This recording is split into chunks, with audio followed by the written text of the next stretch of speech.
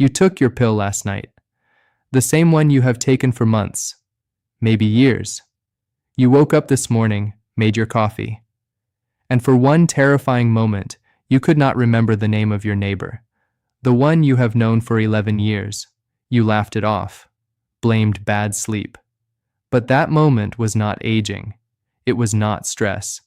A study published in JAMA Internal Medicine tracked 3,400 adults for 7 years and found that certain common medications increase your dementia risk by up to 54%. The pill causing it is probably sitting in your medicine cabinet right now. In the next few minutes, I am going to show you exactly which 9 medications are silently destroying your memory, what they are doing to your brain at this very moment, and what you must do before you take another dose. Here is what most people never realize. Memory loss from medication does not arrive like a car crash. It arrives like fog, slow, silent, so gradual that by the time you notice it, years of damage are already done. You are still working, still driving, still running your life. And your brain is being eroded without a single warning you can feel. Your doctor checks your blood pressure, your pharmacist checks interactions, but nobody is checking what these medications are doing to your acetylcholine levels, your hippocampal volume, or your glymphatic system, the 3 biological systems standing between you and dementia. Mainstream medicine is not warning you about this. That ends today. My name is Dr. Richard Wells. I have spent over 2 decades working with adults between 50 and 65 in internal medicine and cognitive health. I have reviewed thousands of patient medication histories and found a pattern the pharmaceutical industry has no interest in making public. I have sat across from sharp, brilliant, hardworking people in their late 50s who looked at me and asked why nobody warned them sooner. I am here because I refuse to stay quiet about this any longer. Everything I share today is grounded in peer-reviewed research, explained so you can actually use it. You will learn which 9 medications carry the highest risk of triggering rapid cognitive decline after 50, what each drug is physically doing to your brain's memory architecture, and the exact questions you need to ask your doctor at your very next appointment. Let us get into it right now. Number 1. Anticholinergic antihistamines. The first medication is one you can buy without a prescription, which is exactly what makes it the most dangerous entry on this list. Most people think, it is just an allergy pill. I take it to sleep. I have used it for years and I feel fine. Here is what is actually happening. Diphenhydramine, the active ingredient in Benadryl and dozens of over-the-counter sleep aids, blocks acetylcholine receptors throughout your entire central nervous system. Acetylcholine is the primary neurotransmitter your brain uses to encode and retrieve memories. Every time it is blocked, your memory system is compromised. That same JAMA study found regular use for 3 or more years produced a 54% higher dementia risk. That is not a side effect. That is a medical emergency being sold at your pharmacy for $9. Think of acetylcholine as the electrical wire connecting your brain's memory room to the rest of your mind. One night of blocking it and the connection restores by morning. Block it every night for 3 years, and that wire begins to fray permanently. I once treated a 58-year-old marketing director who had taken a nightly sleep aid for 4 years. She came to me because her colleagues noticed she was losing her train of thought mid-presentation, something that had never happened in 20 years of her career. We removed that one medication under supervision. Within 10 weeks, she looked at me and said, "I feel like myself again." How many nights this week did you reach for an over-the-counter sleep pill or allergy tablet? Comment that number below, no judgment. Only awareness that could save your mind. The fix is simple. For allergies, switch to loratadine or cetirizine. They do not penetrate the brain the same way. For sleep, low-dose melatonin with consistent sleep timing is far safer. And CBTI, cognitive behavioral therapy for insomnia, clinically outperforms medication for long-term sleep without touching a single memory pathway. Number 2 is prescribed by cardiologists and trusted by millions. But what it does inside the brain of a 55-year-old is something most heart doctors are never trained to discuss. Number 2, lipophilic beta blockers. Most people never question this one. They think, this is protecting my heart. My cardiologist prescribed it. It is keeping me alive.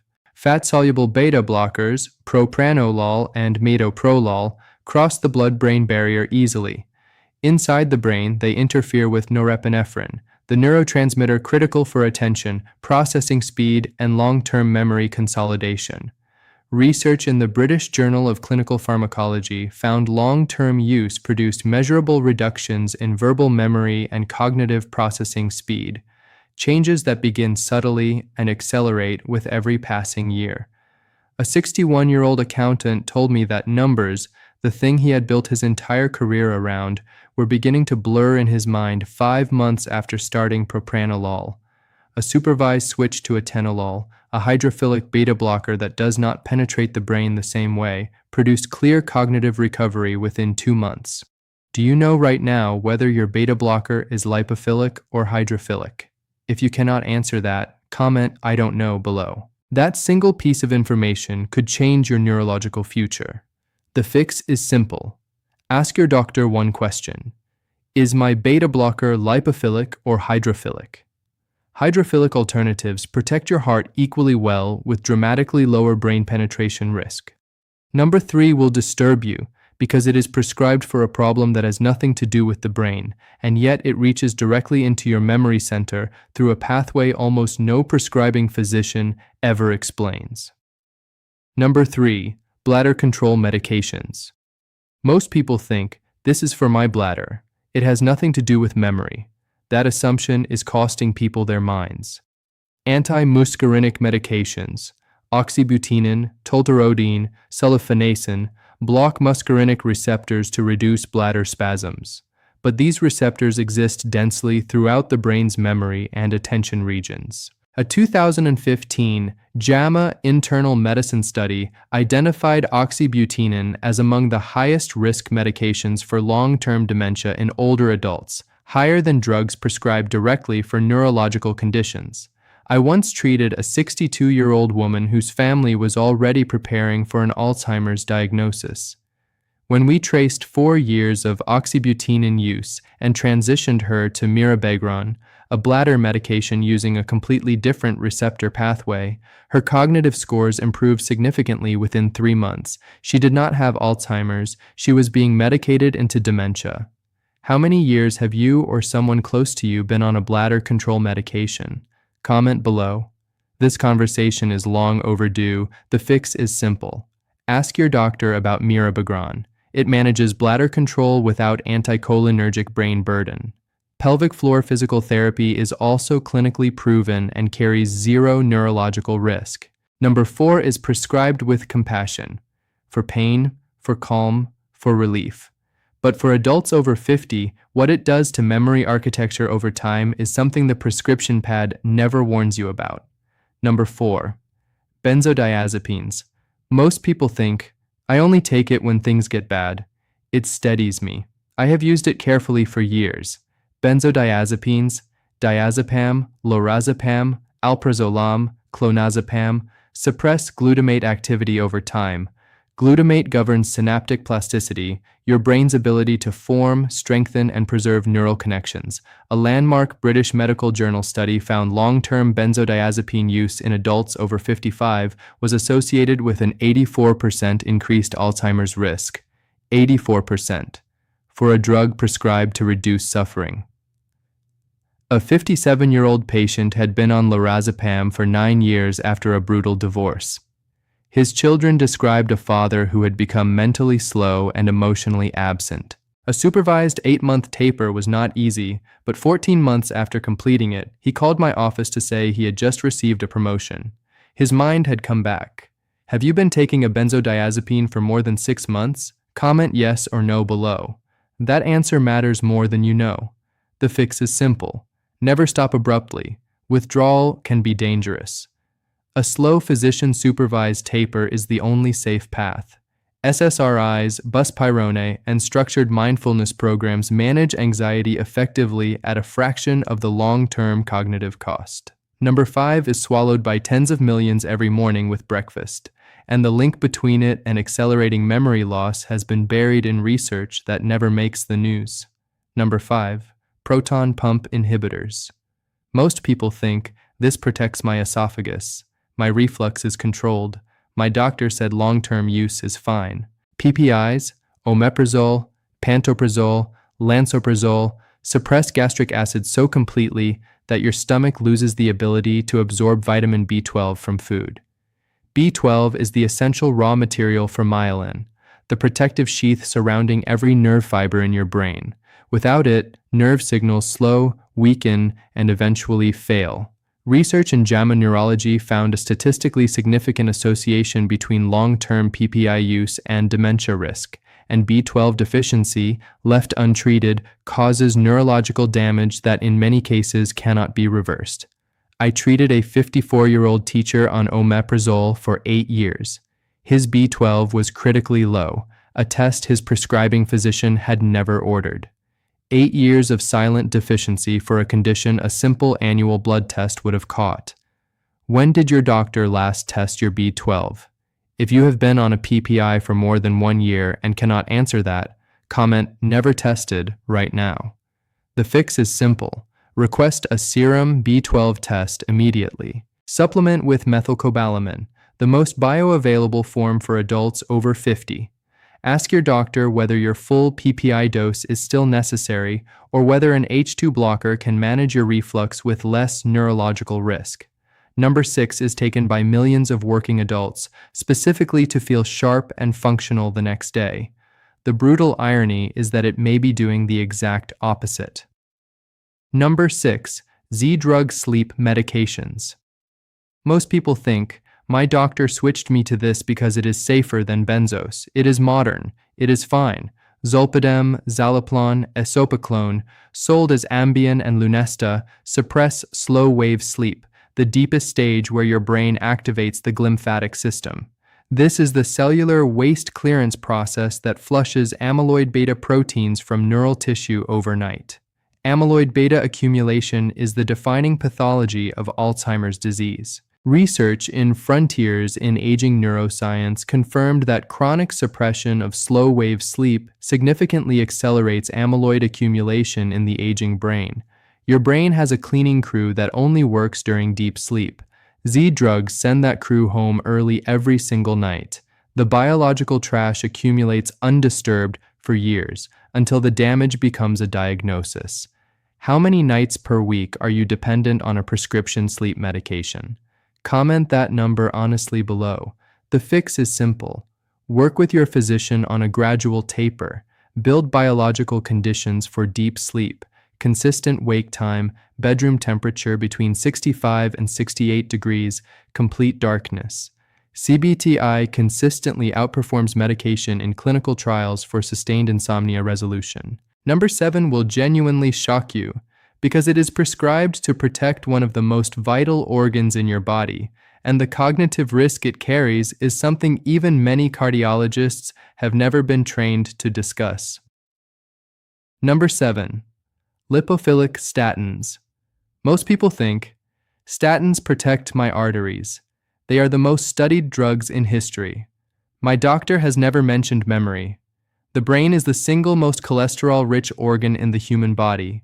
Roughly 25% of all bodily cholesterol resides there, forming neuronal membranes, regulating synaptic transmission, and facilitating myelin production.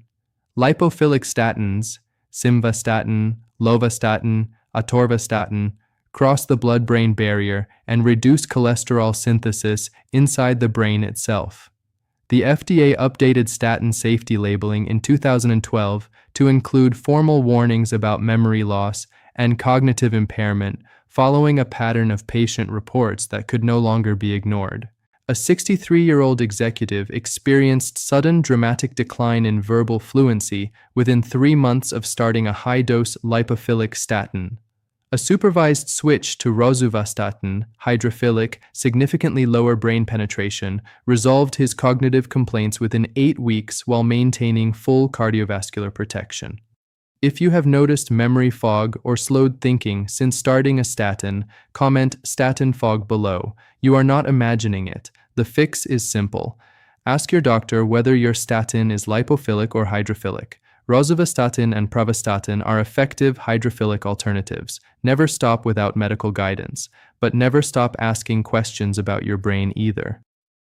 Number 8 has been sitting quietly in millions of medicine cabinets for decades, and neither the patient nor the doctor has ever stopped to ask what 20 years of daily use is doing to an aging brain. Number 8, tricyclic antidepressants. Most people think, I have been on this for 15 years. It manages my mood. Why change something that works?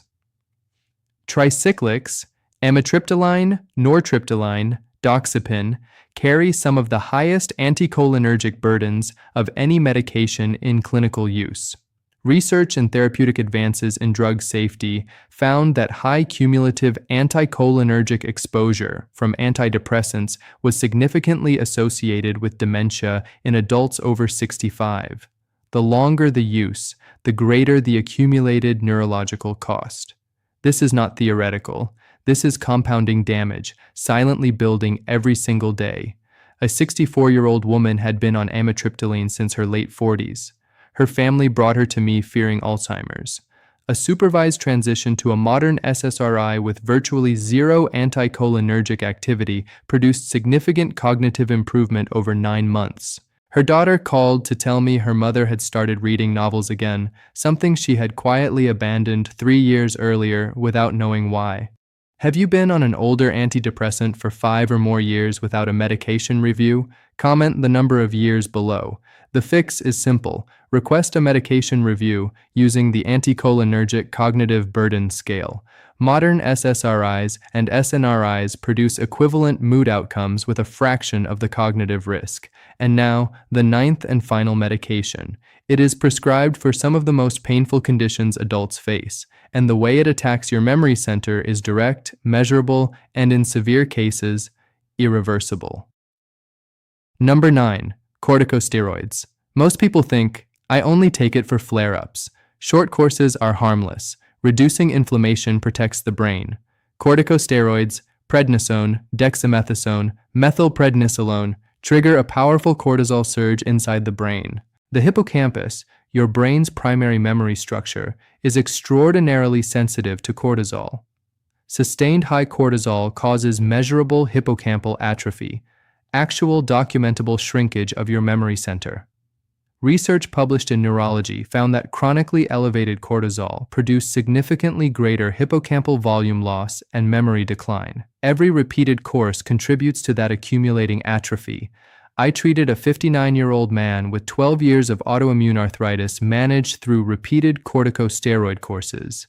After one 6-month continuous course, he could not reliably recall appointments made hours earlier.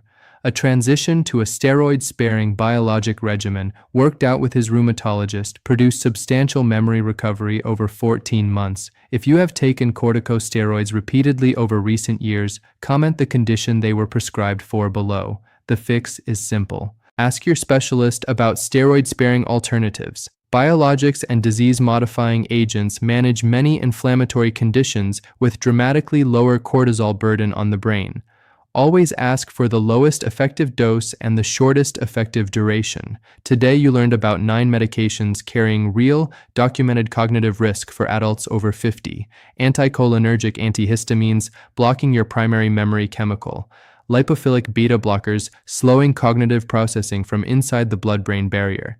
Bladder medications disrupting memory pathways while treating a completely different organ.